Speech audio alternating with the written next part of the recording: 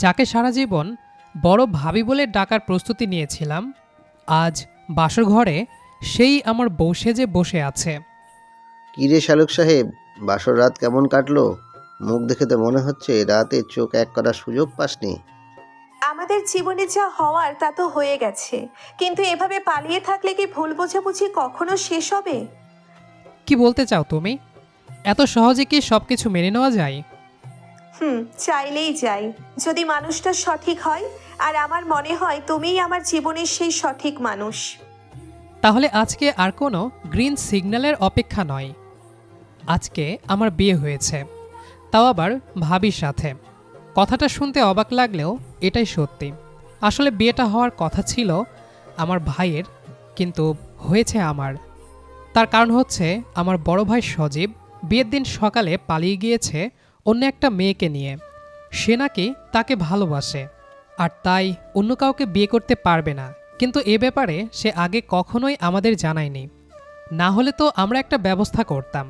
কাউকে কিছু না বলে বাসায় চিঠি লিখে রেখে চলে গেছে। আর তারপর সকল বাপ চাচারা মিলে আমাকে ধরে বিয়ে করার জন্য। আমি অনেক মানা করলাম, কিন্তু তাতে কোনো কাজ হলো না। বাবার এক চোখ রাঙ্গানোই যথেষ্ট ছিল আমার জন্য, তাই বাধ্য হয়ে নিজের থেকে সিনিয়র মেয়েকে বিয়ে করতে হলো। যাকে ভাবি ডাকবো বলে ভেবেছিলাম, সে এখন আমার বউ হয়ে গেছে। ভাবতেই কেমন লজ্জা লাগছে, তার মধ্যে আবার সিনিয়র। বর্তমানে দাঁড়িয়ে আছি বাসর ঘরের সামনে। ভেতরে যাওয়ার সাহস পাচ্ছি না, কারণ ভেতরে বসে আছে আমার সদ্য বিবাহিত ভাবি, থুক্কু বউ। নাম নীলা। নামটা যেমন সুন্দর, দেখতেও তেমন সুন্দর। আমি বুকে একটু সাহস নিয়ে দরজা খুললাম। খুলতেই কাঁচা ফুলের সুবাস নাকে এলো। তারপর ধীরে ধীরে ঢুকে দরজাটা লাগিয়ে দিলাম। দেখলাম বিছানায় বধূ বেশে মাথায় ঘোমটাটা দিয়ে বসে আছে নীলা। আমি ধীরে ধীরে বিছানার এক কোণায় গিয়ে বসলাম। এমন নীরবতা যেন ঘরের বাতাসও শব্দ করতে ভয় পাচ্ছে। বাইরে লোকজনের ফিসফাস, হাসাহাসির আওয়াজ ভেসে আসছে, অথচ এই ঘরের ভেতরে একটা অদ্ভুত অস্বস্তি। নীলা মাথা নিচু করে বসে আছে। বুঝতে পারছি ও আমার মতোই অপ্রস্তুত। হয়তো ওর মনেও একই প্রশ্ন, যে মানুষটাকে স্বামী হিসেবে কল্পনা করেছিলাম সে তো আমি নই। কিছুক্ষণ চুপ থাকার পর গলা খাকারি দিলাম। তুমি, মানে আপনি পানি খাবেন? নিজের কথাতেই নিজের অস্বস্তি আরও বেড়ে গেল। আপনি না তুমি কোনটা বলা উচিত বুঝতে পারছি না। নীলা আস্তে করে বলল, আমাকে তুমি করেই বলতে পারো, সমস্যা নেই। হ্যাঁ, মানে পানি দিব? হুম। আমি টেবিল থেকে গ্লাসে পানি ঢেলে এগিয়ে দিলাম। ও মাথা না তুলেই গ্লাসটা নিল। আঙ্গুল ছুঁয়ে গেল মুহূর্তের জন্য। দুজনেই দ্রুত হাত সরিয়ে নিলাম, যেন কোনো ভুল করে ফেলেছে। আবার নীরবতা। আমি সাহস করে বললাম, আজকে যা হয়েছে সেটা আমার ইচ্ছায় হয়নি, তোমারও হয়নি জানি। নীলা এবার একটু মাথা তুলল, চোখ দুটো লালচে, হয়তো অনেক কেঁদেছে। আমি জানি, আপনাকে দোষ দিচ্ছি না। কথাগুলো খুব স্বাভাবিক, খুব শান্ত, তবুও যেন ভেতরে অনেক চাপা কষ্ট লুকানো। আমি ধীরে বললাম, আপনি চাইলে, মানে এই বিয়েটাকে আমরা একটু সময় নিতে পারি, মানে স্বাভাবিক হতে। নীলা কয়েক সেকেন্ড চুপ থেকে বলল, সময় তো লাগবেই, হঠাৎ করে সবকিছু বদলে গেছে। আমি মাথা নেড়ে সম্মতি দিলাম। মনে হচ্ছিল এই মুহূর্তে প্রেম বা ভালোবাসার কথা ভাবা অসম্ভব। আমাদের মাঝে এখন শুধু পরিস্থিতির চাপ আর অচেনা সম্পর্কের অস্বস্তি। আমি বিছানার একদম পাশে সরে বসলাম। আপনি চাইলে বিছানায় শুতে পারেন, আমি নিচে শুব। না, দরকার নেই, বিছানা বড় আছে, আপনি একপাশে থাকলেই হবে। তারপর দুজনেই বিপরীত পাশে শুয়ে পড়লাম। মাঝখানে বেশ ফাঁকা জায়গা, যেন এই ফাঁকাটুকুই আমাদের বর্তমান সম্পর্কের আসল ছবি। ঘরের বাতি নিভে গেল। অন্ধকারে শুধু দুজনের শ্বাসের শব্দ। ঘুম আসছে না কারোরই। নতুন সম্পর্ক, অচেনা মানুষ আর হাজারো অস্বস্তি নিয়ে একই বিছানায় শুয়ে আছি, তবুও যেন অনেক দূরে। সকালটা শুরু হয়েছিল অদ্ভুত এক অস্বস্তি নিয়ে। ঘুম ভাঙতেই প্রথমে কয়েক সেকেন্ড বুঝতেই পারলাম না আমি কোথায়। তারপর চোখ পড়ল নীলার দিকে। সঙ্গে সঙ্গে সব কিছু মনে পড়ে গেল। আমি ধীরে ধীরে উঠে বসলাম, যেন কোনো শব্দ না হয়। নীলা তখনও ঘুমিয়ে, মুখটা শান্ত, কিন্তু সেই শান্তির নিচে যে কত ঝড় গেছে সেটা আন্দাজ করা যায়। দরজা আস্তে খুলে বাইরে বের হলাম। করিডোরে পা রাখতেই কয়েক জোড়া চোখ আমার দিকে তাকালো। ভাবিদের চাপা হাসি, ফিসফাস, সব কিছু যেন কানে বিচ্ছিল। আমি অস্বস্তি লুকিয়ে হালকা হাসলাম। কোনো উত্তর না দিয়ে বাহিরের দিকে চলে গেলাম। মুখে হালকা করে পানি দিতে দিতে আয়নায় নিজের দিকে তাকালাম। মনে হলো এক রাতেই যেন অনেক বড় হয়ে গেছি। ফিরে এসে দেখি দরজা আধ খোলা। ভেতরে নীলা উঠে বসে আছে। ঘুমটা নেই, চুল এলোমেলো, চোখে ঘুম আর অস্বস্তির মিশ্র ছাপ। আমাকে দেখে একটু সরে বসল। তুমি বাইরে গিয়েছিলে? হ্যাঁ, একটু। ও মাথা নেড়ে চুপ করে রইল। আমিও কি বলবো বুঝতে পারছিলাম না। কিছুক্ষণ পর বাড়ি থেকে ডাক এলো নাস্তা খাওয়ার জন্য। নীলা একবার আমার দিকে তাকালো। সেই দৃষ্টিতে অস্বস্তি, সংকোচ আর পরিস্থিতির চাপে মেনে নেওয়ার ছাপ। আমি ধীরে বললাম, তুমি বসো, আমি দরজা খুলছি।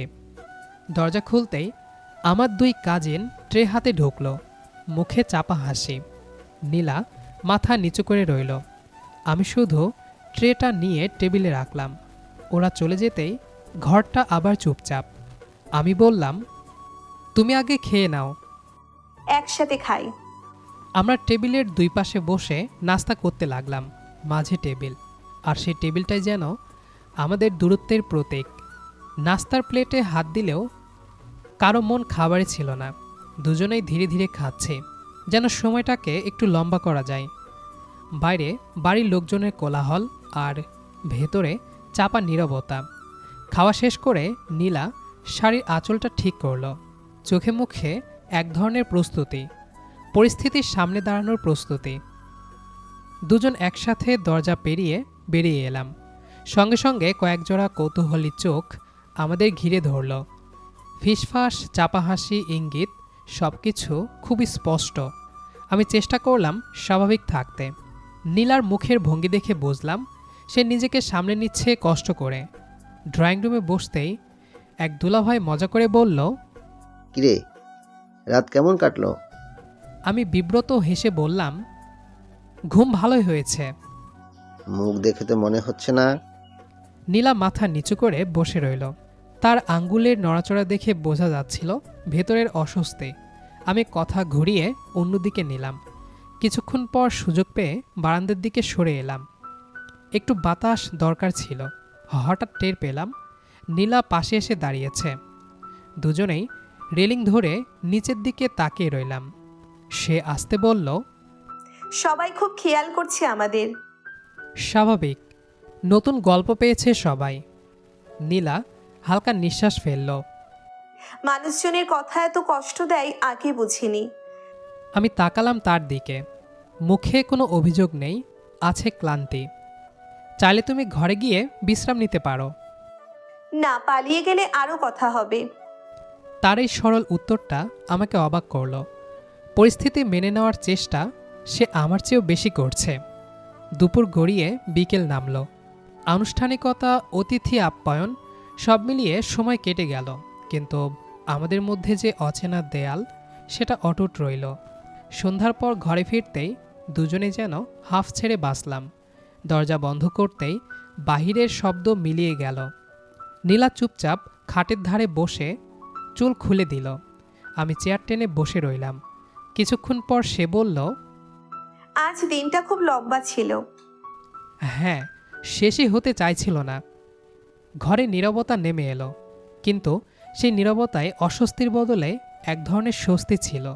যেন দুজনেই ধীরে ধীরে একই বাস্তবতাকে মেনে নিতে শিখছি। রাত বাড়তে থাকলো।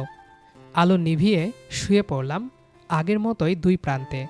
মাঝখানের ফাঁকাটা এখনও আছে, তবে আগের মতো ভারী লাগছে না। সকালটা ছিল স্বাভাবিক, শান্ত। বাড়ির ভেতর মানুষের শব্দ থাকলেও আমার ভেতরটা যেন নির্জন। নাস্তার টেবিলে গিয়ে বসতে দেখি সবাই আগেই জড়ো হয়েছে। নীলা চুপচাপ একপাশে বসে। তার চোখে ক্লান্তি, কিন্তু মুখে স্বাভাবিক থাকার চেষ্টা। আমি বসতেই দুলাভাই চায়ের কাপ নামিয়ে তাকালেন আমার দিকে, মুখে সেই চেনা হাসি। কিরে, এমন মুখ করে বসে আছিস কেন? বিয়ের পর মানুষ নাকি খুশি থাকে। আমি হালকা হেসে এড়িয়ে যেতে চাইলাম, কিন্তু তিনি থামলেন না। একটা কথা বলি, তোরা দুজনে কয়েকদিনের জন্য কোথাও ঘুরে আয়। আমি চমকে উঠলাম। এখন আবার ঘুরতে যাব কেন? কারণ তোদের এখন পার্সোনাল সময় কাটানোর দরকার, যাতে একজন আর একজনকে ভালো করে বুঝতে পারিস। আমি না করতে যাচ্ছিলাম, কিন্তু দুলাভাই থামিয়ে দিলেন। শোন, এটা ঘুরতে যাওয়া না, এটা নিজেদেরকে একটু সময় দেওয়া। আমি নীলার দিকে তাকালাম। সে নিচের দিকে তাকিয়ে আছে, কিন্তু বোঝা যাচ্ছে কথাগুলো মন দিয়ে শুনছে। আমি সব ব্যবস্থা করে দেব, তোদের শুধু রাজি হতে হবে। অনেকক্ষণ চুপ থেকে শেষ পর্যন্ত মাথা নেড়ে রাজি হলাম।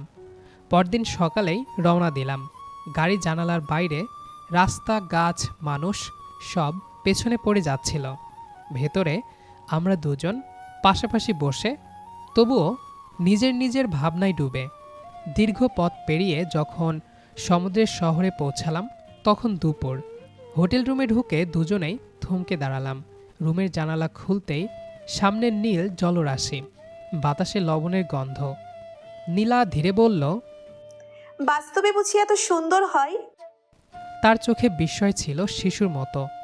সেই মুহূর্তে প্রথমবার মনে হলো এই মানুষটার সাথে হয়তো সহজভাবে থাকা যায়। বিকেলে সমুদ্রের ধারে গেলাম। বালুর ওপর খালি পায়ে হাঁটছে নীলা। ঢেউ এসে পা ভিজিয়ে দিচ্ছে। আমি পাশে দাঁড়িয়ে শুধু দেখছিলাম।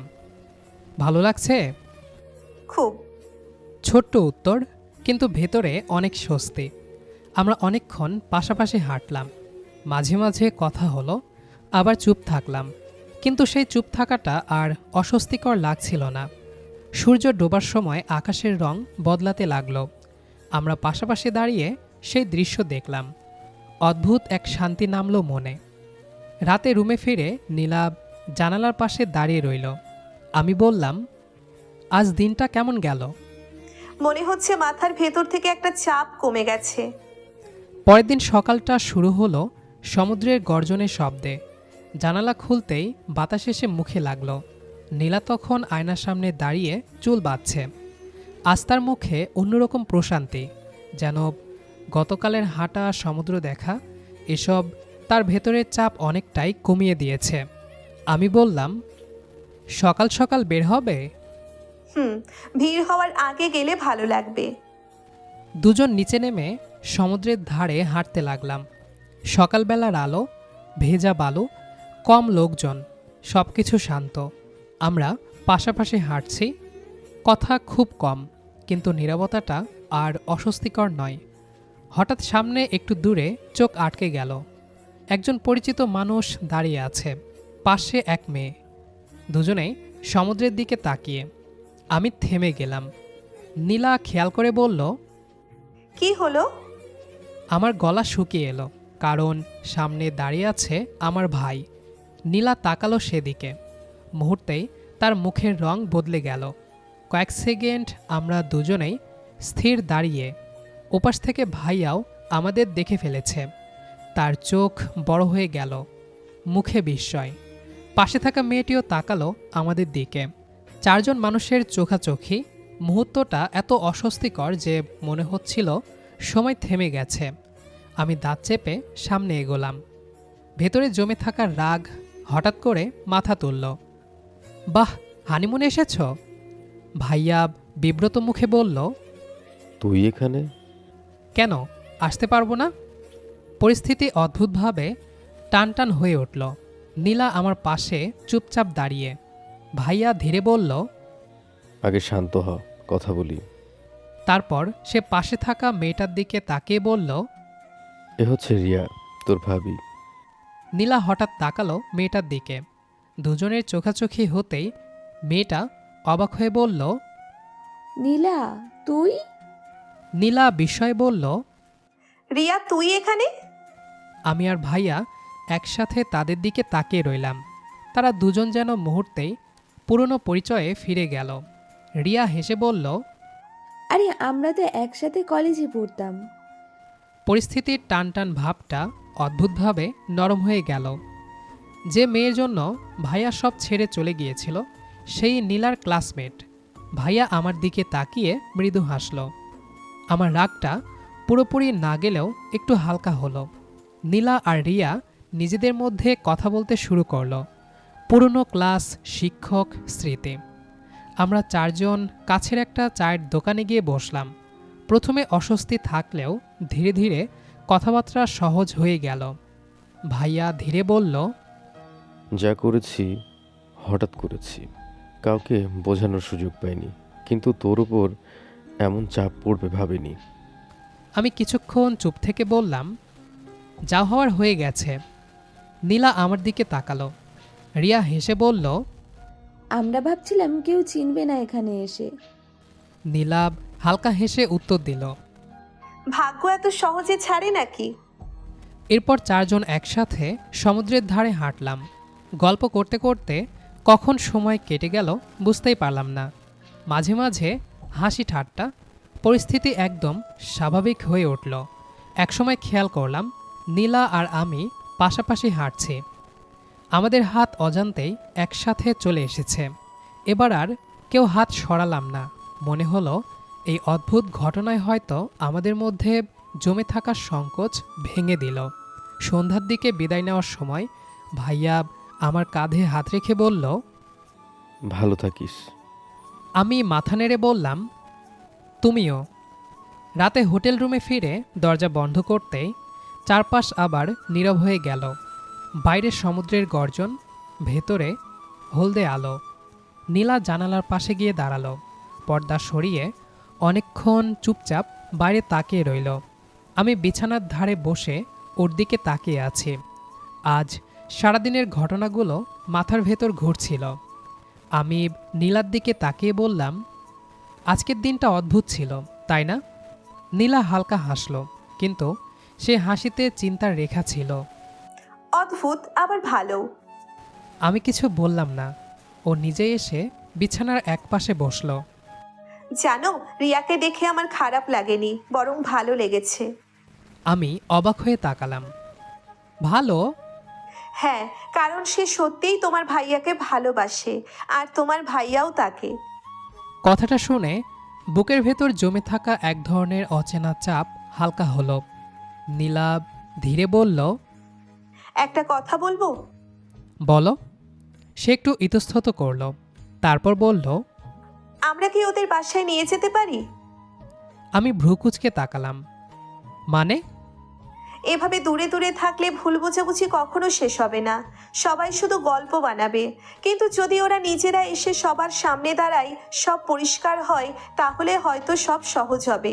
আর আমরাও তো সব মেনে নিয়েছি, তাহলে আর সমস্যাটা কোথায়? এত সহজে মেনে নেওয়া যায়? চাইলেই যাই, যদি মানুষটা সঠিক হয়। আর আমার কাছে মনে হয় তুমি সেই সঠিক মানুষ, যাকে আল্লাহ আমার জীবনে পাঠিয়েছেন। আমি অবাক হয়ে তাকিয়ে রইলাম তার দিকে। এই মেয়েটা এমন কেন? কত সহজে সব কিছু বুঝে যায়।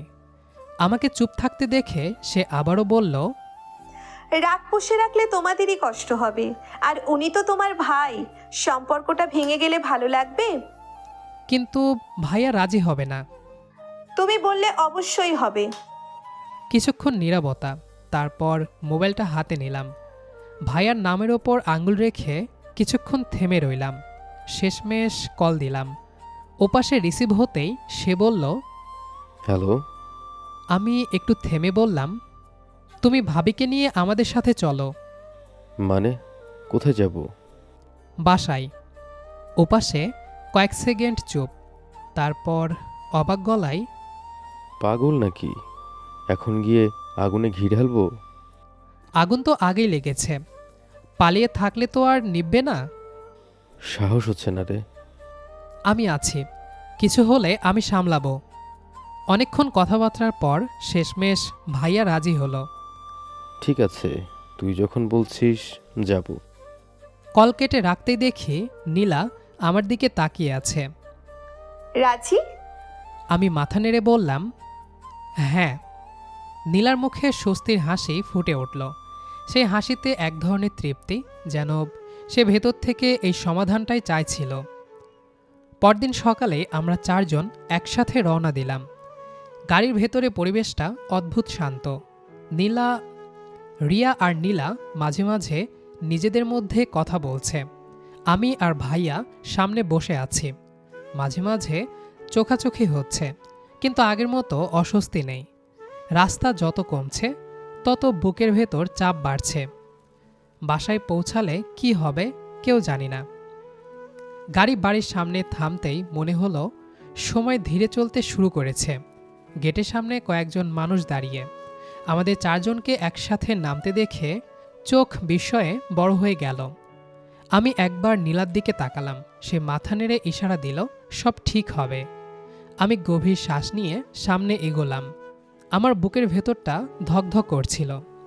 ড্রয়িং রুমে ঢুকতেই দেখি বাবা সোফায় বসে আছেন। মুখটা কঠিন, চোখে রাগ জমে আছে স্পষ্ট। আমাদের 4 জনকে একসাথে ঢুকতে দেখে তিনি ধীরে ধীরে উঠে দাঁড়ালেন। চারপাশে সবাই চুপ। একটা অস্বস্তিকর নীরবতা নেমে এলো। বাবার দৃষ্টি প্রথমে গেল আমার ওপর, তারপর নীলার দিকে, তারপর সোজা গিয়ে থামল সজীব ভাইয়া আর রিয়ার ওপর। বাবার কণ্ঠ ভারী হয়ে উঠল। তুমি কোন সাহসে এ বাড়িতে এসেছো? ভাইয়া মাথা নিচু করে দাঁড়িয়ে রইল। কিছু বলার মতো ভাষা যেন তার নেই। রিয়া একটু পেছনে সরে গেল। স্পষ্ট বোঝা যাচ্ছে সে ভয় পাচ্ছে। আমি কিছু বলতে যাচ্ছিলাম, কিন্তু তার আগেই বাবা গর্জে উঠলেন। তোমার জন্য আজকে এই বাড়ির সম্মান মাটিতে মিশে গেছে। আর তুমি এখন এসেছো, তাও আবার ওই মেয়েকে সাথে নিয়ে। পরিস্থিতি মুহূর্তেই উত্তপ্ত হয়ে উঠল। আমি এগিয়ে গিয়ে কিছু বললাম। বাবা আমাকে থামিয়ে দিলেন। তুমি চুপ থাকো, তোমার সাথে পরে কথা বলবো। আমি থেমে গেলাম। এই মুহূর্তে কিছু বললে পরিস্থিতি আরও খারাপ হবে সেটা বুঝতে পারছিলাম। ঠিক তখনই পাশে দাঁড়িয়ে থাকা নীলা ধীরে এক পা সামনে এগিয়ে গেল। আমি অবাক হয়ে তাকালাম তার দিকে। নীলা শান্ত গলায় বলল, বাবা, আমি কিছু বলতে চাই। পুরো ঘর থেমে গেল। কেউ আশা করেনি এই মুহূর্তে সে কথা বলবে। বাবা একটু থমকালেন। তার চোখে রাগ এখনও আছে, কিন্তু কণ্ঠ আগের মতো তীব্র না। বলো। নীলা মাথা নিচু করে না, বরং সোজা চোখে তাকিয়ে বলল, আজকে যদি আপনি শুধু রাগ দেখেন তাহলে হয়তো সব ভেঙে যাবে, কিন্তু যদি একবার বুঝতে চেষ্টা করেন তাহলে হয়তো সব ঠিকও হয়ে যেতে পারে। তার কণ্ঠে কোনো ভয় নেই, কোনো তাড়াহুড়াও নেই, শুধু এক ধরনের স্থিরতা। বাবা কিছু বললেন না, শুধু তাকিয়ে রইলেন। নীলা আবার বলল, উনি ভুল করেছেন, এটা ঠিক, কিন্তু উনি পালিয়ে যাননি দায়িত্ব থেকে। উনি ভালোবাসার জন্য গেছেন, আর যাকে নিয়ে গেছেন সে খারাপ মেয়ে না। তার চেয়ে বড় কথা, আমার কোনো অভিযোগ নেই ওনার উপর, কারণ আমার ভাগ্য হয়তো তিনি ছিলেন না, তাই আমাদের বিয়ে হয়নি। ঘরের সবাই অবাক। কেউ ভাবেনি নীলা এভাবে কথাগুলো বলবে। আমি দেখলাম বাবার চোখে রাগটা একটু একটু করে নরম হচ্ছে। নীলা এবার একদম ধীরে বলল, আজকে যদি আপনি ওনাকে দূরে ঠেলে দেন তাহলে হয়তো উনি আর কোনো দিন ফিরে আসবে না, কিন্তু যদি আজকে আপনি একবার ক্ষমা করেন তাহলে এই বাড়িটা আবার আগের মতো হয়ে যাবে। শেষ কথাটা বলার সময় তার গলায় হালকা কাঁপন ছিল, কিন্তু সে চোখ নামায়নি। বাবা ধীরে ধীরে হাঁটতে হাঁটতে ভাইয়ার সামনে গিয়ে দাঁড়ালেন। ভাইয়া মাথা নিচু করে আছে। বাবা কিছুক্ষণ তাকিয়ে থেকে বললেন, মাথা তোলো। ভাইয়া ধীরে মাথা তুলল। চোখে অপরাধবোধ, ভয় আর অনুশোচনা সব একসাথে। বাবা গভীর শ্বাস নিয়ে বললেন, মেয়েটা কি তোকে সত্যিই ভালোবাসে? ভাইয়া এক মুহূর্ত দেরি না করে বলল, হ্যাঁ বাবা, আমিও ভালোবাসি। বাবা ধীরে ধীরে রিয়ার দিকে তাকালেন। সেই দৃষ্টিতে আর আগের মতো রাগ নেই, আছে পরীক্ষা করার মতো একটা গভীরতা। তারপর হঠাৎ করে তিনি বললেন, ঠিক আছে, শুধুমাত্র নীলা এবং রিয়ার দিকে তাকিয়ে সব কিছু মেনে নিলাম। একটা শব্দ, কিন্তু সেই শব্দে যেন পুরো ঘরের ভার নেমে গেল। আমি অবাক হয়ে তাকিয়ে রইলাম। ভাইয়া হতবাক। রিয়ার চোখে পানি চলে এলো। নীলা হালকা করে আমার দিকে তাকালো। তার চোখে ছোট্ট একটুকু হাসি, যেন সে আগেই জানতো এমনটাই হবে। আমার বুকের ভেতর জমে থাকা চাপটা একদম হালকা হয়ে গেল। তারপর ভাইয়া তার রুমে চলে গেল আর আমি আমার রুমে ঢুকতেই যেন একটা দীর্ঘ চাপা নিঃশ্বাস বের হয়ে গেল আমার। এতক্ষণ যা কিছু হলো সব কিছু মাথার ভেতর ঘুরছিল। মনে হচ্ছিল একটা যুদ্ধ শেষ হলো আজ। আমি দরজা বন্ধ করে ঘুরে তাকাতেই দেখি নীলা জানালার পাশে গিয়ে দাঁড়িয়েছে। বাইরে তাকিয়ে আছে, কিন্তু বোঝা যাচ্ছে ওর মাথার ভেতরেও অনেক কিছু চলছে। আমি বিছানায় বসে বললাম, আজ তুমি না থাকলে এত তাড়াতাড়ি কিছুই ঠিক হতো না। নীলা হালকা ঘুরে তাকালো, মুখে সেই শান্ত হাসি। আমি কিছুই করিনি, সব কিছু ঠিক হওয়ার ছিল, তাই হয়েছে। আমি কিছু বলতে যাচ্ছিলাম, ঠিক তখনই নীলা হঠাৎ বলল, একটা কথা বলবো? বলো। ভাইয়া যেহেতু আজ প্রথমবার বউ নিয়ে বাড়িতে এসেছে, আমাদের কি ওদের জন্য কিছু করা উচিত না? আমি ভ্রুকুচকে তাকালাম। মানে কি করব? নীলার চোখে হালকা দুষ্টুমির ঝিলিক দিল। একটা সারপ্রাইজ দেওয়া যায়। কি সারপ্রাইজ? বাসর ঘর সাজিয়ে। আমি কয়েক সেকেন্ড তাকিয়ে রইলাম ওর দিকে, তারপর হঠাৎ করে হেসে ফেললাম। তুমি সিরিয়াস? একদম, যেহেতু সেরকমভাবে কোনো অনুষ্ঠান হয়নি, এতটুকু তো করা উচিত। আইডিয়াটা খারাপ না। তাহলে শুরু করা যাক। তুমি থাকো, আমি ফুল নিয়ে আসছি। কিছুক্ষণ পর আমি ফুল, কিছু ফোয়ারি লাইট আর সাজানো ছোটোখাটো জিনিস নিয়ে ফিরে এলাম। রুমে ঢুকতেই দেখি নীলা ইতিমধ্যে সব কিছু গুছিয়ে ফেলেছে। আমাকে দেখে বলল, বাহ, এত কিছু এনেছো? আজকে কিন্তু ফুলসজ্জা একদম সিনেম্যাটিক হবে। নীলা হেসে ফেলল। তারপর আমরা দুজন মিলে প্রথমে ভাইয়ার রুমে গেলাম। দরজায় নক করতেই ভাইয়া খুলল। কি হয়েছে? আমি একটু গম্ভীর মুখে বললাম, জরুরি কথা আছে, একটু বাইরে আসো তো। রিয়া ভেতর থেকে তাকিয়ে আছে কৌতূহল নিয়ে। ভাইয়া বের হতেই আমি বললাম, তোমরা একটু নিচে যাও, আমরা একটা কাজ করব। কি কাজ? বলা যাবে না এখন, ভাবিকে নিয়ে নিচে যাও। দুজন নিচে চলে যেতেই আমরা দরজা বন্ধ করে দিলাম। তারপর শুরু হলো আমাদের কাজ। আমি বিছানার চারপাশে ফুল ছড়িয়ে দিচ্ছি, আর নীলা খুব যত্ন করে বালিশ ঠিক করছে, চাদর গোছাচ্ছে।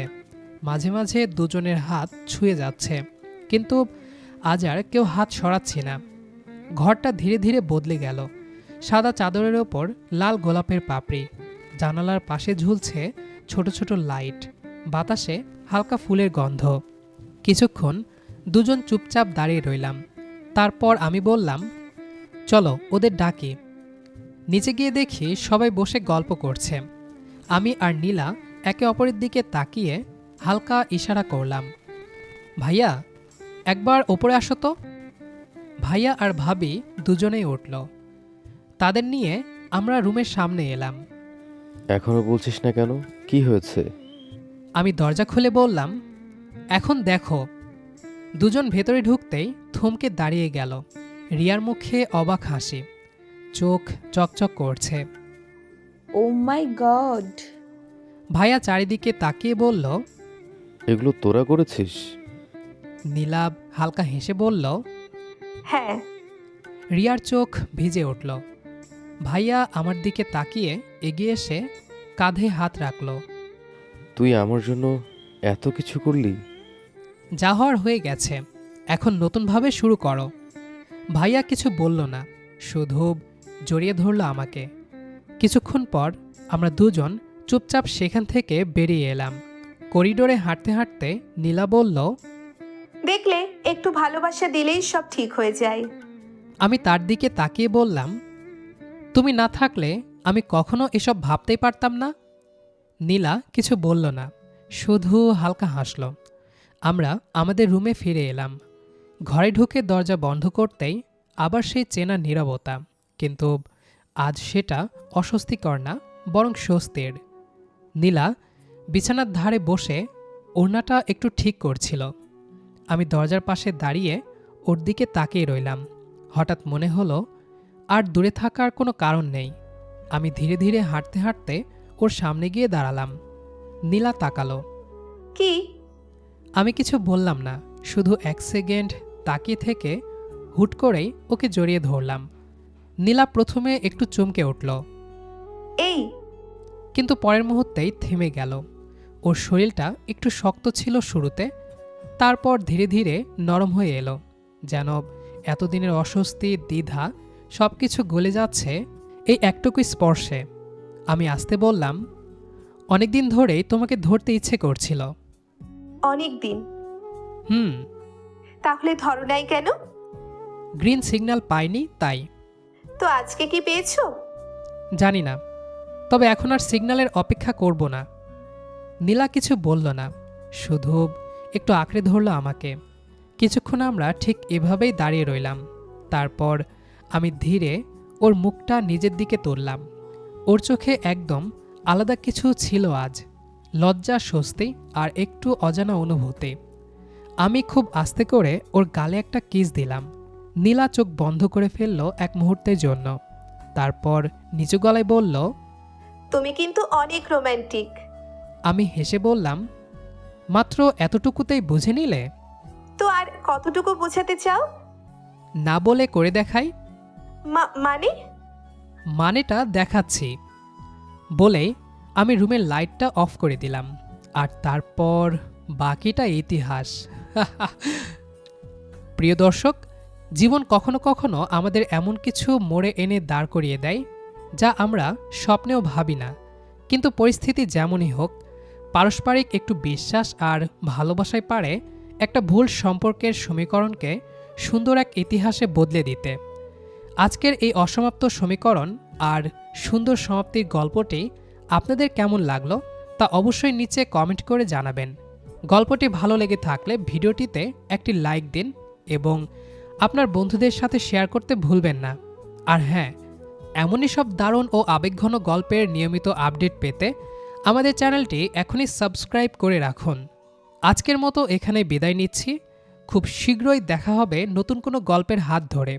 ততক্ষণ পর্যন্ত সবাই ভালো থাকুন, সুস্থ থাকুন আর ভালোবাসায় থাকুন। ধন্যবাদ।